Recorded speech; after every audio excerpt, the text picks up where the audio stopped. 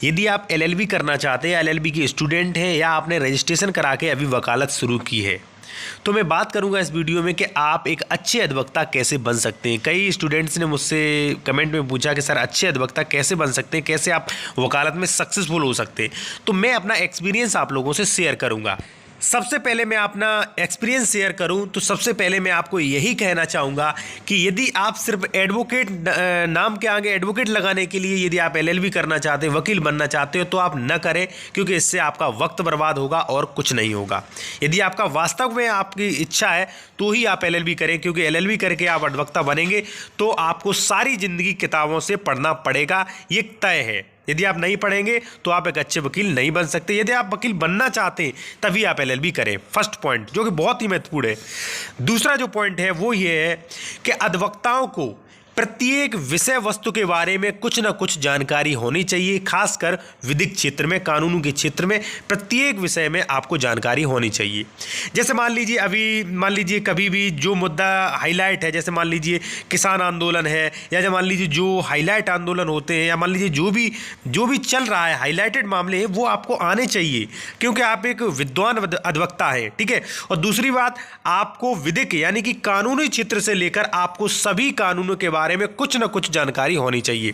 मैं उदाहरण के तौर पे बता दूं, मान लीजिए आप सिविल के वकील बनना चाहते हैं, आप जमीन के वकील बनना चाहते हैं, तो आप जमीन के वकील बने, सिविल के वकील बने, अच्छी बात है, लेकिन आप क्रिमिनल में भी थोड़ी बहुत जानकारी रखें कि यदि कोई व्यक्ति आपको प्रार्थना पत्र, एक एफआईआर लिखवाने के लिए आ जाता है तो वो आपके पास से लौट के ना जाए।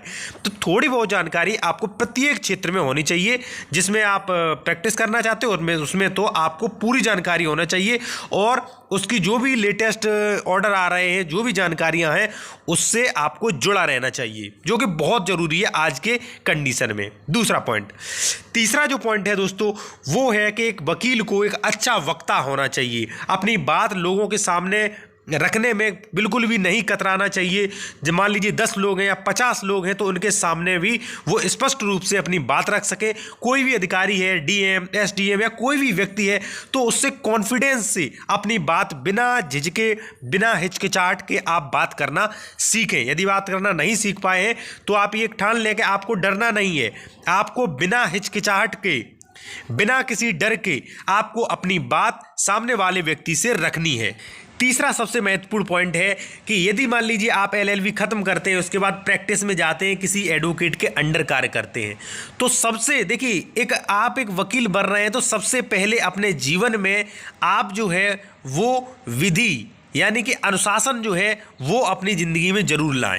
आप एक अनुशासित अधिवक्ता बने। ठीक है। अपने जो भी बड़े वकील हैं उनकी रेस्पेक्ट करें और खुद भी रेस्पेक्ट लें। यदि आपकी रेस्पेक्ट नहीं हो रही है, आपकी बातों को यदि हास्यास्पद बनाया जा रहा है, तो आप कभी भी जीवन में एक सफल अधिवक्ता नहीं बन सकते। क्योंकि यदि मान लीजिए आपकी कोई भी, मान लीजिए आपने बात रखी और आपकी बात के लिए कोई हंसी बना रहा है, तो जो और क्लाइंट जो है उन पर गलत इंप्रेशन जाएगा और आपके पास कोई भी नहीं आएगा। जब भी आप किसी एडवोकेट के यहाँ प्रैक्टिस करते हैं तो देखिए, अक्सर एडवोकेट हमने देखा है कि लोगों को नहीं सिखाते हैं। आप स्वयं सीखने की कोशिश करें और कोर्ट में जाएं, कोर्ट में बहसें सुने, और बहस में जो धाराएं, जिन धाराओं का नाम लिया जा रहा है, जिन शब्दों का नाम लिया जा रहा है, वो शब्द नोट करें और शाम को आके उन शब्दों के बारे में आप पढ़ें। ठीक है। पढ़ना बहुत ज़रूरी है। ठीक है। तो आपको सीखना भी है, पढ़ना भी है, रेस्पेक्ट भी करनी है, और आप एक अनुशासित वकील भी आपको बनना है। चौथा जो सबसे महत्वपूर्ण है वो है पूर्व चिंतन करना।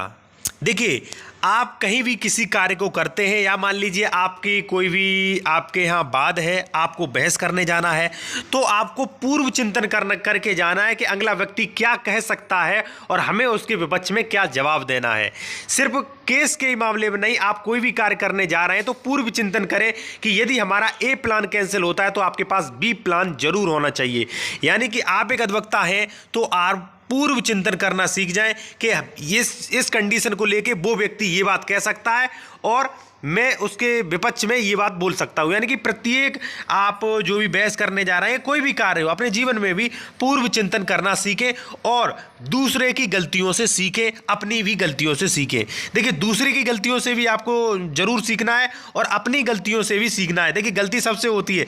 यदि मान लीजिए आप एप्लीकेशन में गलती करते हैं, कहीं भी गलती करते हैं, तो आप निराश बिल्कुल मत होइए। प्रत्येक अधिवक्ता जब नया नया प्रैक्टिस करता है तो सबसे गलती होती है, आपसे भी गलतियाँ होंगी, तो आप अपनी गलतियों से सीखें आप अपनी गलतियों से परेशान ना हो बस। इसके बाद एक सभ्य अच्छे अधिवक्ता, एक अच्छे वकील बनने के लिए आपको मधुर वाणी, आपको जो भी आप बहस करने जा रहे हैं किसी जज के सामने में, तो आप वहाँ पे मधुर वाणी का इस्तेमाल करें। आत्मविश्वास, आप ईमानदारी सबसे अच्छी चीज़ है। देखिए वकालत में क्या है, यदि आप ईमानदार रहेंगे तो आप जिंदगी भर चलेंगे, यदि आप बेईमान रहेंगे तो आप कुछ दिनों तक ही सीमित रहेंगे। कई वकील जो होते हैं वो दोनों पार्टियों से पैसे ले लेते हैं या विश्वासघात करते हैं।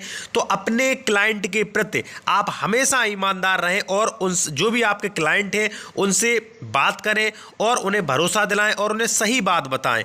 ठीक है, उन्हें जो है भरोसा दिलाएं रखें। ऐसा नहीं है कि कोई भी क्लाइंट आपसे पूछ रहा है आप बता नहीं रहे हैं। ठीक है, तो इससे जो है वह आपकी वकालत कुछ दिनों तक ही चलेगी, लंबे समय तक नहीं चलेगी। और सबसे महत्वपूर्ण पॉइंट जो है इसका वो ये भी है वकालत का कि आपको शब्दों वाक्यों को सही से व्यवस्थित करना सीख लें। जैसे मान लीजिए आप कोई सेंटेंस लिख रहे हैं, आप कुछ गड़बड़ी कर दिए तो आप इतना सोचना सीख जाएं, इतना शब्दों के बारे में आपको ज्ञान हो जाए कि वो सेंटेंस आप बिना काटे ही उसे अपनी बात पूरा कह दें। ठीक है, तो सेंटेंसों का, वाक्यों का व्यवस्थित करना, उन्हें बुनना जो है अधिवक्ता की एक कला है। देखिए अधिवक्ता की जो सबसे बड़ी कला है वो शब्दों को बोलना। अधिवक्ता की जो मेन ताकत होती है वो शब्द ही होते हैं, शब्दों से ही अधिवक्ता सब कुछ करता है।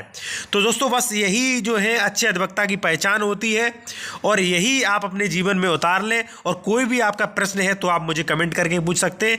आप मुझे सोशल मीडिया पर फॉलो कर सकते हैं, लिंक वीडियो की डिस्क्रिप्शन में हमने दे रखी।